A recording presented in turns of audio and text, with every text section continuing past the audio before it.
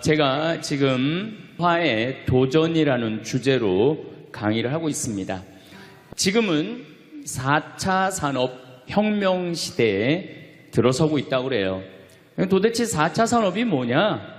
1차 산업은 증기기관의 발명 이후부터 1차 산업이에요. 1800년서부터 한 1900년대까지 이 와트라는 사람이 증기를 가지고 힘을 쓰면서부터 증기기관차, 증기기선, 배, 그 다음에 옷 짜는 것도 증기방적기 뭐 이래갖고 영국에서 시작된 산업혁명을 1차 산업이라고 그래요.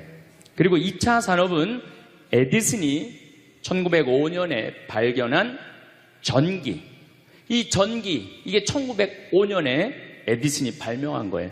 그래서 이 전기로부터 시작되는 것을 2차 산업이라고 그래요. 지금 우리는 이 전기의 혜택을 다 받고 살죠. 여러분들 전기 다리미, 그 다음에 세탁기, 냉장고, 텔레비전, 전기 아닌 게 하나도 없어요. 여기 계신 분들은 2차 산업의 혜택을 받고 사시는 분들이죠. 그런데 3차 산업은 컴퓨터, 인터넷, 특별히 스티브 잡스가 시작한 스마트폰, 이게 완전히 세상을 완전히 바꿔놓은 것 3차 산업이에요. 1차 산업 때는 안 태어났지만은 2차 산업, 3차 산업은 누리고 사시는 분들이에요. 그런데 지금은 무슨 시대로 들어서느냐 하면 4차 산업 시대로 들어서고 있어요. 4차 산업이라는 건 뭐냐면은 인공지능, 로봇, DNA 조작, 이런 이 완전히 새로운 세상이 펼쳐지고 있죠. 지금 1940년도에 태어나신 분들, 1940년에서 49년 사이에 태어나신 분들 손 들어보세요. 이분들이 제일 복잡한 세상 속에서 살아가는 거예요. 이게 너무 세상이 변하는 걸 다 누리고 살아가는 분들이 지금 1940년서부터 50년, 1950년, 60년에 태어난 분들이 2차 산업, 3차 산업, 심지어 4차 산업 시대까지 살고 있는 거예요. 1941년에 이제 내일 모레겠네요. 12월 8일 날 일본이 진주만을 습격을 해요. 그거를 여러분들은 무슨 전쟁으로 들었느냐면 대동아 전쟁으로 들었어요. 그거는 일본 입장이고, 일본이 대동아 전쟁이지 우리는 아무 상관없어요. 근데 우리는 대동아 전쟁에 내가 그때 고생했다고 그러는데 그건 일본의 속국의 입장이야. 그러니까 그 대동아 전쟁이라는 말 우리 쓰지 말아야 돼. 태평양 전쟁이겠지. 미국하고 일본하고 한 전쟁. 그 태평양 전쟁 속에서 태어나갖고 고생이란 고생은 다 한 분들이 지금 70대예요. 그 전쟁 끝나고 좀 나은 줄 알았더니 6.25가 또 터졌네. 그래갖고 또 피난 가고 또 일사후퇴 겪으면서 고통 겪고, 전쟁 끝나고 난 다음에는 우리나라가 아프리카에 있는 웬만한 나라들보다 못 살았어요. 아프리카에 있는 웬만한 나라보다 못 살았어. 전쟁 끝나고 난 다음에 정말로 허리띠 졸라 매가면서 잘 살아보자고, 우리도 한번 잘 살아보자고. 그래갖고 너무 가난한 나라에서 올해 우리가 3만 달러를 넘었을 거라고 그래요. 3만 달러를 넘었으면은 드디어 선진국에 들어서는 거예요. 가장 가난한 나라에서 선진국까지 변화를 여러분들은 경험하고 계신 거예요. 그러니까 여러분들은 너무나 혼란스러운 세상 속에서 이날 이때까지 헤쳐나오고 계신 거예요. 근데 문제는 이제 2020년부터 펼쳐질 4차 산업 시대, 이것까지 살아야 되니까 얼마나 복잡해. 이것까지 살아야 되니까 그냥 중간에 살다가 죽으면은 이 꼴 저 꼴 안 보고 그냥 좋은데, 아니 안 죽으면서 지금 70대 후반 되신 분들 앞으로 보통 20년 정도 더 사실 거예요. 70년대 후반 되신 분들. 근데 60대 되신 분들은 120살까지 거의 살 거예요. 지금 60대 되신 분들은. 그리고 재수 없는 60대들은 200살까지 살 거예요. 200살까지. 재수 없는 60대들은. 그 이야기를 제가 오늘 하려고 그러는 거예요. 자, 제가 한 10년 전에 평화방송에 이런 강의를 했었어요. 아마 또 평화방송에서 계속 틀어주니까 그 내용이 나올 거예요. 10년 전에 한 얘기예요. 앞으로 2020년이 되기 시작하면은 인간은 세 종류로 나눠질 것이다. DNA 조작 인간. 이제 DNA를 조작할 수가 있어요.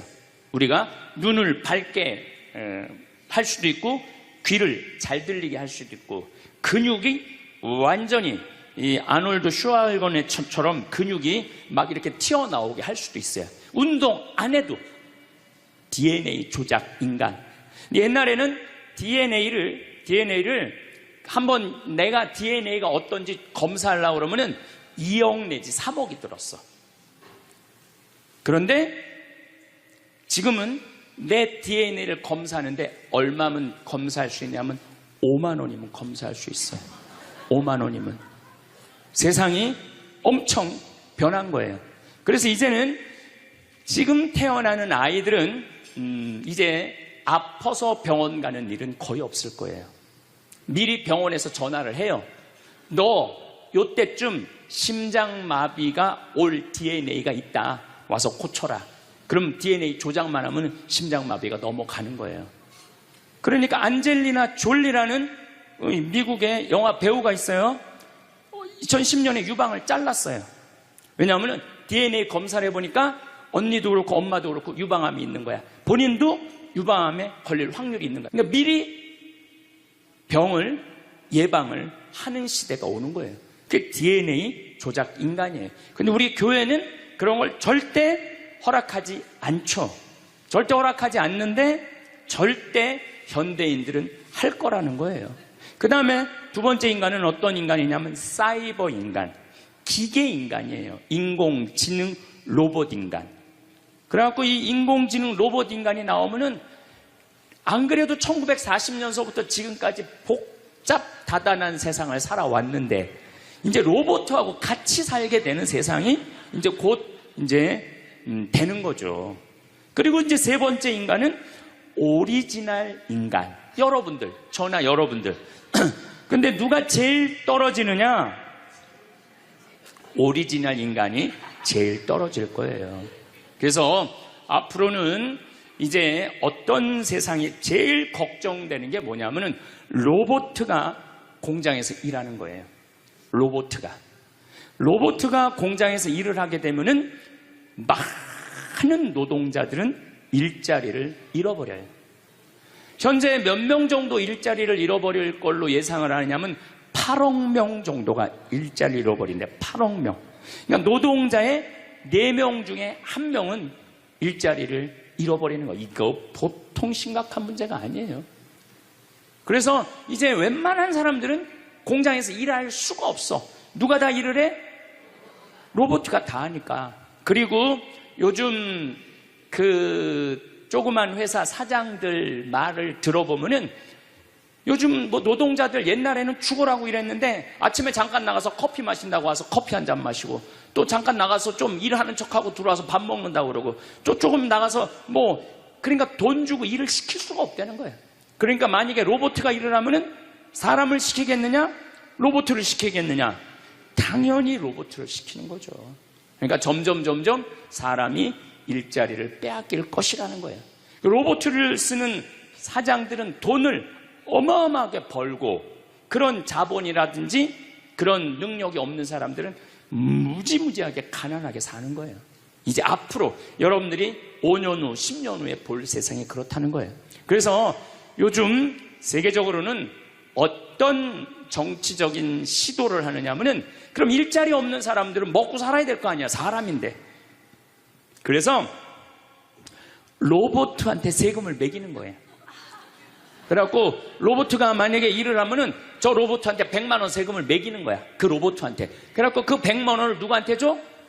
일 못하는 사람한테 주는 거예요. 그게 기초생활 수급이라는 거예요. 기초생활 수급. 그러니까 기초생활 수급을 이제는 뭐 10만 명, 100만 명이 받는 게 아니라 8억 명, 10억 명이 받는 세상. 그러니까 이제 앞으로 미래에 펼쳐질 세상은 지금 생각하는 거라고 너무 다른 세상이 되는 거예요. 두 번째는 어떤 세상이 오느냐면 로봇하고 공존하는 세상. 벌써 초등학교는 선생님이 공부를 가르치지 않고 로봇가 학생들한테 공부를 가르치는 학교가 나왔어요. 로봇가 애들한테 수학을 가르치고 영어를 가르치는 거예요. 발음도 훨씬 좋고, 그리고 이 로봇의 장점은 뭐냐면은 차별하지 않아. 로봇은 얘가 뭐 부잣집 아들이든지 얘가 공부를 못하든지 잘하든지 차별하지 않는 거예요. 그리고 웬만한 선생님보다 훨씬 잘 가르친다는 거예요. 그러니까 이제는 로봇가 교사가 되는 그런 시대가 온 거예요. 또 이제는 앞으로는 무슨 세상이 될 거냐면 어린아이들 돌보는 부모가 누가 돌보느냐면 로봇가 돌보는 거예요. 나 동화책 읽어줘. 그럼 엄마는 나 바빠, 짜증나, 아이 너 잠이나 자, 이런데 부모 로봇은 나 동화책 읽어주면 아주 부드러운 소리로 짜증 한번 안 부리고. 그러니까 애가 엄마를 좋아하는 것보다는 누구를 더 좋아해? 로봇 부모를 더 좋아하는 거야. 나 엄마 필요 없다고. 이거 정말 우스갯소리가 아니라요, 진짜 벌어질 일이에요. 또 이제 로봇은 아내가 중풍이 걸렸어. 그래서 움직이질 못해. 그럼 누가 병간호를 운동을 도와주느냐면 로봇가 도와줘요. 근데 이 로봇은 완전히, 제가 지난번 강의 때도 얘기했지만은 이제 섹스 로봇가 나온다고 그랬죠. 록시라고 5가지를 고를 수 있다고 그래요. 피부색, 키, 성격, 이런 걸 고를 수가 있대. 그러니까 까칠한 여자, 부드러운 여자. 뭐 내가 까칠한 여자 좋아하면 성격 까칠한 로봇을 고르면 되는 거야. 근데 문제는 아내가 아파. 남편은 나가서 돈 벌어야 돼. 그래서 로봇을 하나 도우미 로봇을 했어. 근데 이 로봇은 아내를 너무 따뜻하게 해주는 거야. 그러니까 아내는 자꾸 남편한테 실망하는 거야. 자기 힘들다고 들어가서 자고. 근데 로봇은 나 좀 주물러 달라 그러면 언제든지 와서 주물러 주잖아요. 그러니까 남편한테 당신 나 필요 없다고, 나 이혼하고 싶다고. 그러니까 로봇하고 사람하고 혼동하는 세상이 오는 거예요. 로봇하고 사람하고. 그리고 더욱 2040년이 되면은 이 로봇가 감정까지 느껴. 사랑까지 할 수 있다는 거예요. 사랑까지. 아내 역할을 다 할 수 있는 세상이 온다는 거예요. 저 신부님 너무 앞서 나가는 거 아니야? 앞서 나가는 거 아니에요. 지금 미래 과학자들은 다 그런 세상이 온다고. 근데 이게 먼 미래가 아니라 바로 코앞에 와 있다는 거예요. 바로 코앞에 와 있다는 거예요. 3D 프린터기로 콩팥 만들 수 있어요. 간 만들 수 있어요. 요즘 시도하는 건 심장까지 만들어 갖고, 이제 앞으로는 이제 여러분들이 이제 한 90살쯤 되면은 85살쯤 돼도 그럴지 몰라. 생일날 아버지 이번 생일에 아버지 간 좀 갈아드릴게요. 그래갖고 간 갈아주고, 내년에는 심장 갈아드릴게요. 심장 갈아주고. 그런 세상이 올 가능성이 굉장히 많아요. 그럴 세상이. 참 이게 오래 사는 게 2045년까지만 살면은 안 죽는다는 거예요. 2045년.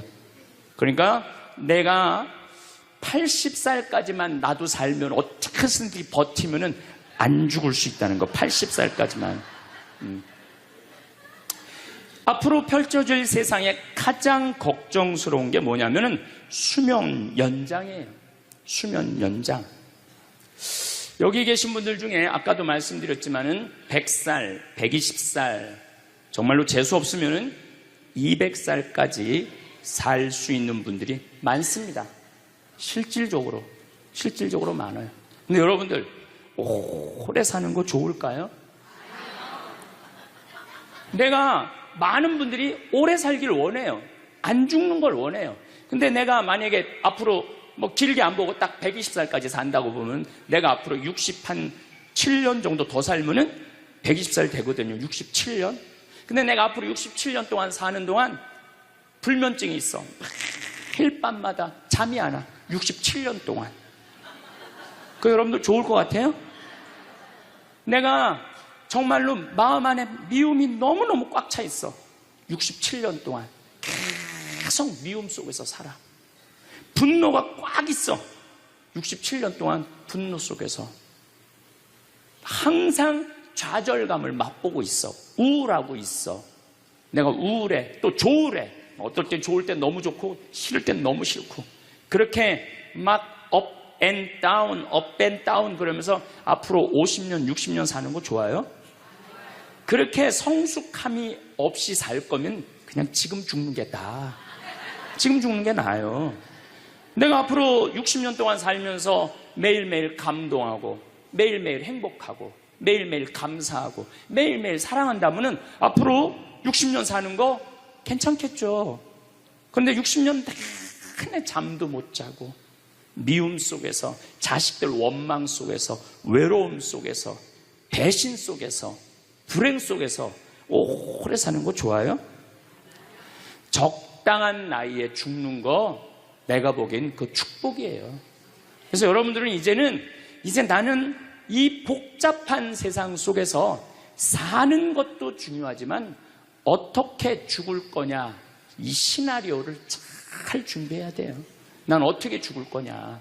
나는 생일날 애가 심장 갈아준다면 나 그거 필요 없다. 내 생일 선물로 그 심장 필요 없다. 그냥 나는 하느님이 주신 생명 그 수명 그대로 살다가 그냥 행복하게 떠날 거다. 그런 마음이 중요해요. 근데 우리가 성숙하지 못하면은 그냥 무조건 안 죽으려고만 용을 쓰는 거예요. 또 하늘나라에 대한 희망이 없는 사람들이 안 죽으려고 그러는 거예요. 아니 지금 있는 것보다 하늘나라 올라가면 훨씬 행복하면은 안 죽을 이유가 뭐 있어? 그냥 죽으면 되지.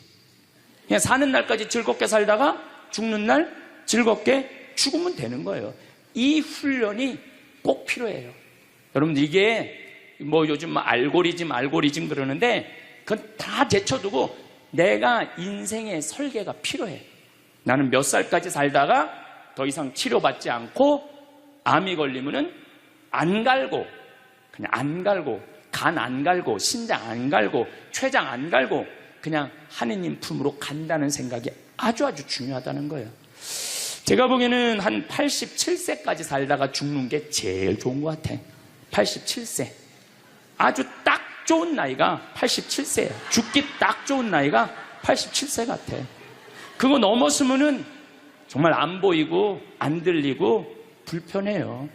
그래서 87세까지 건강하게 살다가 행복하게 떠나는 그런 마음가짐이 제 생각에 참 중요한 것 같아요. 사실 지난 2017년 4월 10일 날 우리 아버지께서 세상을 떠나셨어요. 올해 떠나신 거죠. 우리 아버지는 평생 쌍시옷 소리를 한 번도 하신 적이 없어요. 예, 아버지 입에서 욕을 들어봤던 적이 없어요. 쌍시옷 소리를 한 번도 들어본 적이 없어요. 자식들, 내 자식을 키울 때 매질 한 번 하시지 않으셨어요. 그리고 우리 아버지는 참 남 욕을 하신 적이 없어요. 보통 뭐 누구 욕도 하고 정치인 욕도 하고 뭐 세상도 욕하는데 한 번도 욕하신 적이 없어요. 그리고 지금 요즘 아버지 생각을 이렇게 보면은 아버지한테 제일 놀라운 거는 우리 아버지가 그냥 옛날에 연초제조창이라고 담배 회사 그냥 기능 공무원이셨어요. 그러니까 뭐 여유 있게 돈을 쓰실 기회가 없으셨죠. 근데 어렸을 때도 돈이 없어서 불편하다, 돈이 있었으면 좋겠다 그런 말씀 하신 적이 없어요. 그냥 월급 봉투 딱 어머니한테 던지면은 뭐 집이 어떻게 됐든 아무 상관하지 않으시고 당신 산에 다니시고 정말로 신선같이 사셨어요. 근데 아버님이 올 초에 2달 고생하시고 돌아가셨어요. 40년 동안 병원 한 번 안 가시다가 2달 전에 쓰러지셔서 병원에 모셨죠. 병원에 모셨는데 내가 우리 형제들한테 그랬어요. 우리 아버지 평생 자식만을 위해서 살았다.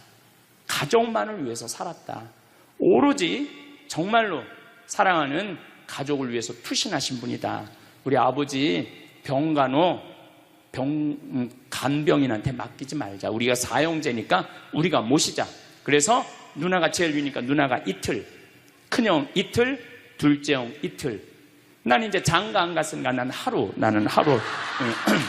그래서 우리 형제들은 전부 다 결혼하고 손자들이 전부 다 아들, 딸 이러니까 아이들이 다 돌아가면서 아버지 병간호를 했어요. 그야말로 자식들 품에서 돌아가셨죠. 자식들 품에서 돌아가셨어요. 근데 아버님이 이렇게 4월 10일 날 월요일 날 쓰러지셨는데 의사들이 심폐소생술 하겠느냐고 그랬을 때 우린 싫다고 그랬어요. 왜 마지막으로 돌아가시는 아버지 갈비뼈를 다 부러뜨려? 그 정도 쓰러졌으면은 87세에 그 정도 병이시면은 이제 돌아가실 때예요. 근데 많은 경우 돌아가실 때 심폐소생술 하게 돼 있어요. 근데 우리는 원하지 않았어요. 네 자식 다. 그리고 아버님이 이 골수염이라는 이 병을 앓으셨는데 좀 많이 아프신 병이에요. 마지막에. 그래서 내가 아버지 원도 한도 없이 마약 놔드렸어요. 모르핀. 왜 죽기 전에 아프면서 죽어야 돼? 마약. 그래서 조금만 아픈 기미만 보이면은 간호사한테 가갖고 마약 놔달라고, 모르핀 놔달라고. 여러분들 죽기 전에 하느님이 인간한테 준 최고의 선물이 뭔지 아세요? 마약이에요. 마약. 그래서 호스피스 병동에서 아플 때 진통제 놔드리는 거. 마지막 효도는 마약 많이 놔드리는 거예요. 그래서 우리 아버지 돌아가시기 전에 원도 한도 없이 마약하고 가셨어요. 원도 한도 없이. 그 조금의 고통을 덜어주는 게 내가 보기에는 효도라는 생각이 들더라고요. 아버지 이렇게 쓰러졌을 때 생명 유지장치 하겠느냐고 의사들이 얘기를 하더라고요. 우리는 아무도 원하지 않았어요. 그냥 아버님 편안하게 보내드리고 싶다고. 왜? 우리 아버지는 참 행복하게 사셨어요. 자식들이 아버지를 너무너무 좋아하고 사랑하고. 그래서 효도를 원도 한도 없이 해드렸냐 이럴 건 자신 있게 말씀 못 드리죠. 하지만 그래도 자식들이 아버지, 손자, 손녀들이 할아버지 너무너무 사랑했기 때문에 편안하게 보내드릴 수 있었어요. 제가 작년에 왠지 우리 아버님한테 용돈을 많이 드리고 싶더라고요. 평생 돈 한번 넉넉하게 써보시지 못한 아버지한테 용돈 많이 드려야 되겠다. 그래서 제가 작년에는 이제 외부 강의 한 달에 한 번 하면 한 번, 두 번 하면 두 번. 아버지가 무슨 돈을 이렇게 많이 주느냐고, 신부님. 아버지 원도 한도 없이 마음껏 써보시라고. 그래서 작년 한 해 내도 그전에는 조금씩 용돈 드리다 작년에는 그냥 막 이만큼씩 드렸어요. 아버지 원도 한도 없이 쓰시라고. 마음 안에 이런 마음이 있었어요. 한번 평생 마음껏 돈 한번 써보시지 못한 아버지 마음껏 돈 쓰시라고. 그랬다 1억을 드리거나 2억을 드린 게 아니야. 100만 원, 200만 원, 한 달에 300만 원 용돈 드린 거죠. 그러니까 아버님이 노인정에 그 노인 어르신들 밥 다 사고, 또 우리 자녀들이 그 23명인데 아버지한테 식사하러 가면은 아버지가 밥값을 다 냈대. 우리 누나가 항상 하는 얘기가 아버지 지갑에 항상 100만 원 있었대요. 그래서 얼마나 기분이 좋아. 아버지 돌아가셨을 때 노인정에서 그랬대요. 물주 세상 떠나서 어떻게 하느냐고 그랬대. 물주 세상 떠나서 어떻게 했느냐고. 아버님이 1년 동안 원도 한도 없이 즐겁게 사시다가 세상 떠난 거예요. 저는 효도도 나중에 한다는 건 다 거짓말이야. 효도하려면 언제 해야 돼? 지금 해야 돼, 지금. 부모님한테 돌아가시고 난 다음에 땅을 치고 통곡하는 거 다 소용없어요. 그냥 내가 지금 할 수 있을 때 최선을 다해서 효도하는 게 그게 효도라는 생각이 들더라고요. 어쨌거나 아버님은 쓰러지신 날 당신 스스로 걸어서 화장실 가셨어요. 아침까지. 그리고 오후 1시에 쓰러지셨어요. 그래갖고 밤 10시 41분에 돌아가셨어요. 근데 제가 아버지한테 그랬어요. 아버지, 돌아가시려면은 오늘 돌아가셔야 된다고. 왜냐면 그날이 성월요일이었거든요. 성화요일 날 돌아가시면은 장례미사를 못해요. 왜냐하면 성목요일 날은 장례미사를 못하게 돼 있어요. 성금요일, 토요일 다 장례미사 못해요. 그리고 예수부활 대축일 장례미사 못해요. 그리고 그 다음 월요일 날 장례를 해야 되는 거야. 의사 선생님은 오늘 내일 돌아가실 것 같다고 그러는데 내가 그랬어. 돌아가시려면 오늘 돌아가시라고. 내일 돌아가시지 말고. 근데 딱 10시 41분에 돌아가셨어요. 그래서 성수요일 날 아버님 장례 미사를 하는데 우리 수원교구에 주교님 4분이 다 오셨어. 얼마나 그게 영광스러워요. 주교님이 4분이나 오셨으니까. 왜냐하면 성주관이니까 주교님들이 외국에 아무도 안 나가시고 교구청에 다 계셨던 거야. 얼마나 좋아요. 주교님 4분이 다 오셔서 미사를 봉헌해 주시니 얼마나 축복된 아버지예요.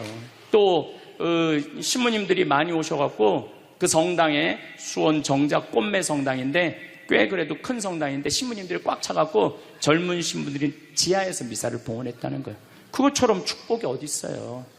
그냥 하루라도 더 살라고 용 쓰다가 화요일날 돌아가셨으면 7일장 하는 거예요. 7일장. 하루라도 더 살라고 용을 쓰셨으면. 근데 우리 아버지는 정말로 살아있을 때도 나한테 행복을 주시는데 떠나실 때도 행복하게 떠나시더라고요. 여러분들도 마찬가지예요. 여러분들도 살아있을 때도 행복하게 사시고 죽을 때도 행복하게 죽으세요. 괜히 안 죽으려고 이렇게 용 쓰고 저렇게 용 쓰다가 누워서 10년 동안 똥오줌 싸기 시작하면요, 그때부터는요 지옥이야. 지옥. 여러분들은 제일 좋은 거는 자다가 주무시다가 죽는 거예요. 그런데 갑자기 돌아가시면 자식들이 너무 힘들으니까 그저 3개월 정도 앓으시다가 돌아가시면은 자식이 이별할 시간을 주는 거예요. 자식이 이별할 시간 주는데 3개월이 넘었으면 그때부터 우리 아버지 언제 죽나. 내가 며칠 전에 들은 얘기예요. 멀쩡한 집에 딸 둘이 무당한테 가갖고 그랬대요. 우리 엄마 언제 죽느냐고. 그래서 무당이 그랬대요. 엄마가 지금 아프냐고. 안 아픈데 너무 건강한데 우리를 너무 힘들게 해갖고 언제 죽는지 너무 궁금해서 와봤다고. 이게 부모 자식지간의 일이야. 부모 자식지간의 일이야. 그러니까 여러분들은 이제 자식한테 뭘 기대서 산다는 생각 꿈도 꾸지 말고, 죽을 때도 자식한테 효도받는다는 생각하지 말고 여러분들이 알아서 미리 써놓으세요. 대학에 호스피스 박사가 있어요. 이분은 2,500명 죽었다 살아난 사람들, 2,500 죽었다 살아난 사람들 여러분들 많은 거 아시죠? 왜 죽었다 살아난 사람들이 많아요? 심폐소생술 때문에. 의술이 좋아갖고 죽었다 다시 살아난 사람들 2,500명을 조사를 해봤어. 근데 죽었다 살아난 사람들의 경험, 하늘나라에 대한 경험을 얘기를 들어보니까 너무 평온하고 너무 행복하다는 거예요. 그리고 죽으면은 바로 몸에 빠져나가서 자기를 본대요. 자기를. 그래갖고 여러분들 죽은 사람들 그 주위에서 이 친지들이 하는 말이 다 들린대. 그 몇 분 동안, 하늘나라 올라가기 전에 몇 분 동안은. 그러니까 절대 죽은 사람한테 그렇게 살더니 참 잘 죽었다 그런 소리 하면 안 된다는 거예요. 끝까지 좋은 소리를 해야 된다는 거예요. 사랑한다, 고맙다, 하느님 품으로 가라, 예수님 마리아 요셉한테 가라, 정말로 기도해 줄 테니까, 이렇게 말해야지. 그렇게 우리를 괴롭히더니 이렇게 죽는다고 정말로 지옥에 갈 사람이라고 이렇게 말하면 다 영원히 듣는다는 거예요. 그리고 죽었다 살아난 사람들의 아주 기가 막힌 얘기는 안 못 보는 사람은 죽으면 다 보인다는 거예요. 눈이 다 보인다는 거예요. 그게 그냥 하는 게 아니라 다시 살아 돌아와서 아무것도 못 봐. 근데 의사가 무슨 반지를 어떻게 꼈고 이 병원이 어떻게 생겼고 누가 어디 자리에 있습니까? 다 아는 거야. 죽었다가 죽으면은 눈이 보이는 거야. 다리 없는 사람은 자기 다리가 있다는 거예요. 듣지 못하는 사람은 듣고, 아픈 사람은 아픈 부위가 다 없어진다는 거야. 그러니까 여러분들 지금 살아있으면서 몸에 허리도, 아까 할아버지 한 분 안수해달라고 그래갖고 허리가 막 이렇게 구부러진 사람 죽으면 딱 펴진다는 얘기예요. 그러니까 완전히 사도 바오로의 말씀처럼 새로운 모습으로 변하는 거야. 죽으면 끝이 아니야. 하느님께로 가는 여행의 시작이에요. 그러니까 죽는 거를 막 그냥 밀어내시지 마세요. 한 70년, 80년 살았으면 살 만큼 살지 않았어? 그렇죠? 뭐하러 200년을 살아? 뭐하러 300년을 살아? 또 200년, 300년 사는 것도 좋아요. 그런데 정말로 감동 속에서, 행복 속에서, 사랑 속에서 200년, 300년을 살면 좋지. 근데 여러분들 한 200살 되면 여러분들하고 놀아줄 사람이 몇 명이나 될 것 같아? 200살 단 사람하고. 그 외로움 속에서 사는 거예요. 그래서 자연의 순리를 따르고 사는 게 가장 좋은 거예요. 자연의 순리를. 그래서 사는 만큼 살다가 떠날 때 이제 누구한테 간다고 생각하면 돼? 하느님 아버지한테로 간다고 생각하면 돼. 그래서 죽는 게 결코 나쁜 게 아니에요. 저도 아버님을 보내드리면서 굉장히 슬펐죠. 하지만은 우리 아버지 너무너무 열심히 사셨고, 마지막에 우리 주교님들, 우리 사제들, 또 수많은 교우들이 기도 속에서 저는 아버지 하늘나라로 갔다고 생각을 해요. 또 아버지는 살아생전에 고향이 경상도 함양인데 어머니가 이미 가묘를 다 해놨어, 고향에다가. 근데 아버지는 고향에 가기 싫다는 거예요. 어머니는 고향에 가고 싶고, 죽으면은. 그래서 아버지는 나는 고향에 안 가. 어머니 왜 안 가냐고, 그 고향에 그 좋은 산소 써놓고 맨날 두 분이 간다 안 간다 그러시더라고요. 난 그 얘기를 들을 때마다 참 웃기더라고요. 왜 웃기냐면은 갔다가 모셔다가 묻는 건 우리인데 본인이 간다고 가고 안 간다고 안 가. 우리가 모시는 대로 가는 거지. 근데 작년에 아버님이 굉장히 건강하셨어요. 올해 쓰러지시기 전에. 근데 아버님 말씀이 제 귀를 울리더라고요. 그래서 우리 천주교 수원교구 안성 천주교 공원묘원에 갔어요. 가서 우리 후배 신부님한테 제일 좋은 자리를 좀 봐줘라. 딱 갔는데 정말로 산소 자리가 좋더라고요. 그냥 양지 바른데 앞에 우리 아버지가 참 파란 걸 좋아하셨는데 그 아버님 내가 산소 자리 본데 앞에 파란 골프장이 쫙 보여. 얼마나 좋은지. 그래갖고 아무도 몰래, 우리 가족 아무도 몰래 내가 예약을 해놨어요. 그리고 아버님 돌아가셨을 때 안성 천주교 공원묘 모셨죠. 아버님이 왜 고향에 가기 싫어하셨느냐면은 우리 큰할아버지, 둘째 할아버지가, 셋째 할아버지까지 있었는데 큰할아버지가 딸만 6을 낳았어요. 둘째 할아버지는 아들을 3을 낳았는데 둘째 할아버지 첫째 아들이 우리 아버지야. 근데 1930년, 우리 아버지가 30년생이시니까 87세니까 그때는요, 장손집에 아들이 없으면 8살 이전에 큰아버지 집에 가서 양자로 자라야 돼. 아버지는 그랬던 거예요. 그래서 친어머니 아버지 밑에서 못 자라셨어. 그래 고향이 싫은 거야. 그래서 난 고향에 안 간다고. 근데 제 생각에는 그 아버님의 마음을 헤아려 주는 게 난 예의라는 생각이 들더라고요. 그래서 아버님 원하는 대로 안성에 모셨는데 얼마나 좋은지 몰라요. 어제도 갔다 왔어요. 그냥 오며 가며 가는 길에, 강의 가는 길에 한번 가서 뵙고, 우리 아버님 마지막까지 담배를 피셨어요. 그것 때문에 돌아가신 거지만은, 그래갖고 어제도 담배 한 대 탁 물려드렸어요. 피시라고. 갈 때마다 담배를 한 대씩 물려드리세요.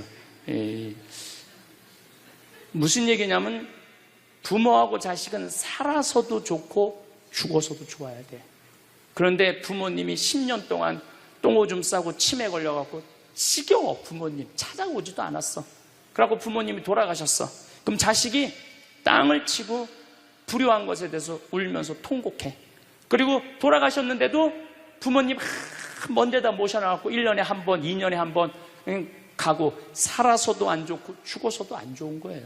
그러니까 여러분들은 살아서도 좋고 죽어서도 좋은 부모 자식 관계를 유지하려면 죽음에 대해서 생각을 많이 하셔야 돼. 죽음에 대해서. 근데 이제 아버님 돌아가셨는데 딱 화요일 하루 장례를 했는데 조문객들이 얼마나 많이 왔는지 밥을 7번을 했대요. 보통 장례에 밥 1번 한대. 근데 밥을 7번 했대. 우리 형님 둘도 나만 활동을 많이 하는 게 아니라 형님 둘도 어마어마하게 친구가 많더라고 보니까. 우리 누님도 그렇고. 그러니까 그냥 1000명 이상이 조문객이 왔으니까 조의금도 굉장히 많이 들어왔다는 얘기죠. 조의금도. 근데 내가 그 조의금을 싹 모아서 평창으로 갖고 왔어요. 우리 형제들은 조의금을 구경도 못했어요. 제가 왜 그걸 싹 모아서 갖고 왔느냐 하면은 내가 본당 신부 때 장례 식장에 교우들 초상 남은 가면은 상주가 안 나와. 그 왜 안 나오냐 그랬더니 저기 지금 방에 들어가고 조의금 갖고 싸운다는 거야. 네가 더 가질 거냐 내가 더 가질 거냐. 여러분들 저는 우리 지금 대한민국이 이 변화, 제가 변화의 도전이라는 주제로 강의를 하지만 이 변화되는 세상에 생각을 바꿔야 돼요. 이제 지금 기업의 0.3%가 우리나라 총이익의 50%를 갖고 있대요. 그러면 그 0.3% 되는 대기업가들이 다 가난한 사람을 위해서, 나라를 위해서 세금을 내놔야 돼요. 이 시대는 이제 로봇가 자리 다 뺏어가고 사이버 인간이 다 뺏어가고 우리는 어떻게 살아, 인간은. 그래서 이 정치가 중요한 거예요. 21세기는. 그래서 그런 사람들 다 뺏어서 직장 생활 못하는 사람들한테 기초생활급 줘야 돼. 또 직장 생활 안 하는 사람들은 사람이 일을 안 하면요 행복하지 않은 거예요. 일을 안 하면. 여기 계신 분들 혹시 불면증 걸리신 분들 있죠? 제가 불면증 치료법 알려드릴게요. 어떻게 하면 잠을 잘 오느냐면 아침 6시에 일어나. 그래갖고 아침 기도해. 아침 기도, 부모를 위한 기도, 나라를 위한 기도, 자녀를 위한 기도 다 해. 그리고 정성스럽게 이불 개고 세수, 머리도 다 드라이기 쓰지 말고 수건으로 다 말려 머리도. 그리고 밥 정성스럽고 해 먹고 목욕탕도 가갖고 묵지기도 5단 있는 힘 땀 다 빼고 그리고 발차기도 하고 목욕탕 안에서 제일 좋은 거라는 거예요. 그리고 산책하고 미사 참여하고 성서 쓰고 정성스럽게 행동을 하세요. 설거지도 정성스럽게 하고 그러면은 저녁 8시만 되면 기절해서 자요. 여러분들이 하루 생활이 정성스럽지 않기 때문에 잠을 못 자는 거예요. 기절해서 자요. 저는 요즘 지금 목도 지금 특강을 너무 많이 해갖고 목이 쉬었는데 요즘 이렇게 어제도 대전 강의 갔다 와서 7시만 되니까 막 눈알이 뒤집어지려고 그러더라고요. 눈알이. 그러면 자는 거예요. 근데 아무것도 안 하고 그냥 가만히 움직이지 않으면요 밤에 잠이 안 오죠. 당연히 잠이 안 오죠. 그래서 정성스럽게 사는 게 중요한 거예요. 어쨌거나 하여튼 아버님 그 조의금을 싹 갖고 왔어요. 평창에. 그래갖고 내가 우리 형제들한테 얘기했어요. 아버님 돌아가신 조의금은 어린아이를 위해서 쓸 거고 어머님이 돌아가신 조의금은 노인분들을 위해서 쓸 거다. 그래서 이번에 잠비아에 에이즈 어린이 고아원 짓는데 아버님 조의금 보냈어요. 빈센트 병원에서 이번에 20명을 수술을 해줬는데 그중에 2명 아버님 조의금으로 또 수술도 해주고 아직도 많이 남아있어. 아직도. 이제는 여러분들 떠날 때 자식한테 주고 떠나지 마세요. 세상에 주고 떠나세요. 어떤 세상에? 어렵고 힘들고 고통받는 사람들한테 주고 떠나세요. 그리고 미국이나 유럽은 보통 할머니들이 다 나 조의금 어디다 보내라. 어느 수도원에 보내라. 어느 고아원에 보내라. 어느 장애시설에 보내라. 다 그런 데는 거예요. 대한민국 사람들만 죽을 때까지 이기적으로 죽는 거예요. 살아서도 이기적으로 살고 죽을 때도 이기적으로 죽는 거예요. 그래서 하여튼 우리 형제들은 조의금 구경도 못했어. 대신 내가 우리 형제들한테 보내준 선물이 있어요. 조의금 명단은 다 보내줬어. 타이프 쳐갖고. 갚아야 될 거 아니야. 갚아야 될 거 아니야. 되게 죽은 사람들의 경험을 들어보면은, 내가 이 퀴블러 로스라는 이분 책을 요즘 계속 읽고 있는데, 기가 막힌 거는 딸이 죽었어. 근데 다시 살아났어. 근데 이 딸이 아빠 엄마한테 얘기하는 거, 엄마 아빠 내가 죽었는데 오빠가 나를 너무 행복하게 기다리고 있어. 그래서 그 오빠랑 놀았는데 너무너무 행복했어. 근데 이 엄마 아빠는 너무너무 놀란 거예요. 왜 놀랬느냐 하면은, 이 아이가 태어나기 전에 오빠가 죽어갖고 단 한 번도 오빠 얘기를 한 적이 없거든. 근데 죽어서 그 오빠가 기다리고 있는 거예요. 그러니까 이 기가 막힌 노릇 아니에요. 또 이런 경우도 있었다고 그래요. 어떤 경우가 있었느냐면은, 교통사고가 났어. 여동생, 오빠, 아빠가 했는데 오빠하고 아빠는 죽은 거야. 이 여동생은 다 기절한 상태에서 죽었는지 안 죽었는지 확인할 길이 없잖아요. 근데 다시 죽었다고 생각하고 병원에 가서 살아났어. 근데 이 여동생이, 엄마 너무 슬퍼하지 마. 하늘나라에서 오빠하고 아빠가 날 기다리고 있어. 너무 행복해. 근데 얘는 오빠하고 아빠가 죽었는지 모르는 상태예요. 혼수 상태인데 그걸 아는 거예요. 근데 여기 특징 중에 하나는, 죽어서는 살아있는 사람은 절대 못 본대요. 죽은 사람만 본다는 거예요. 죽은 사람만 하늘나라에서 본다는 거예요. 그래서 여러분들도 세상 떠나면은 하느님 기다리고 있고 너무 행복한 나라로 가는 거예요. 그러니까 죽음은 그 번데기가 이 알을 까고 자기 껍데기를 까고 나비가 되는 것처럼 지금보다도 훨씬 아름다운 세상으로 가는 게 죽음이에요. 이제 21세기는 안 죽는다고 100살을 사니 200살을 사느니 좋은 게 아니에요. 100살, 200살 동안 불면증, 우울증, 미움, 분노, 외로움, 심심함으로 사는 것보다 그냥 한 70, 87세까지 살다가 죽어갖고 행복하게 먼저 떠난 사람들하고 하느님 품에서 행복하게 사는 게 좋죠. 그래서 여러분들 이제 행복하게 살다가 행복하게 떠나셔야 돼. 그리고 제가 늘 말씀드리지만 나중에 행복하지 마세요. 언제 행복해? 지금 행복하세요. 지금. 나중에 돈 쓰지 말고 언제 써? 지금 쓰세요. 지금. 그리고 여기 있는 분들 지금 얼굴을 보니까 돈 쓸 수 있는 마지막 얼굴들이 많다니까. 마지막 얼굴들이 많아. 그리고 우리나라는 이제 드디어 3만 달러를 넘어서요. 선진국 대열에 들어서요. 선진국에 들었으면은 어르신들, 노인분들 연금 지금 20만 원에서 60만 원, 70만 원으로 다 올라가요. 그러니까 돈 없는 거 걱정하지 마세요. 여러분들이 엉뚱한 사기에만 안 당하면은 먹고 사는데 아무 지장 없어. 욕심만 안 부리면은 충분히 행복하게 살 수 있어. 그리고 이렇게 강의 따라다니면서 배우는 여러분들, 진리를 목말라 하는 여러분들은 앞으로 행복하게 사실 수 있으세요. 예. 인생의 주인공은 나야. 내 자식이 아니고 내 남편이 아니고 내 아내가 아니야. 내 행복은 누가 책임지느냐 하면 내가 책임지는 거야. 내가 지금 불행한 거는 남편 탓도 아니고 자식 탓도 아니고 누구 탓이야? 내 탓이야. 왜? 나를 위해서 쓰는 법을 배운 적이 없어. 나를 위해서. 버는 법은 배웠는데 쓰는 법을 배운 적이 없어. 본인들을 위해서 쓰세요. 자, 1960년대, 70년대는 열심히 살아야 돼. 너 정말로 아끼고 살아야 돼. 가난했을 때 얘기예요. 이제 3만 달러가 넘었을 때는 이제는 재밌게 살고 행복하게 살고 의미 있게 살고 나누고 살아야 돼. 언어가 이제는 바뀌어야 돼.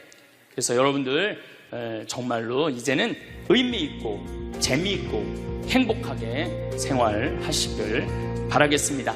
다음 시간은 의미 있고 재미있고 행복한 삶이 뭔지 제가 말씀드리도록 하겠습니다. 감사합니다.